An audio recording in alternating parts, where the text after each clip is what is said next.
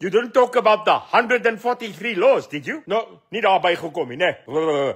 You didn't get there. Hoekom nie? Wil jy al praat nie? You don't want to talk about the current laws in this country that are prejudiced. BEE. No talk about BEE. Did you tell Trump that the reason why Elon Musk's and the reason why Rupert is begging Elon to put Starlink, do you know? Did anybody have the guts and the balls to tell him why currently Starlink isn't in this country? Did you tell him? Because you wanted to take off his company for BEE. Ek is bedonderd, want dit is 'n lieg. En die mense daar gaan sit onder my vlag. So no BEE mentioned. No failure of the ANC building. No declaration about why Starlink isn't here in the first place. En nou suig julle hierdie man se agterend om hom hier te kry sodat julle hom kan nice maak. But no mention about Starlink couldn't come here because you demanded off his company. No responsibility that we've got half of Africa sitting in South Africa.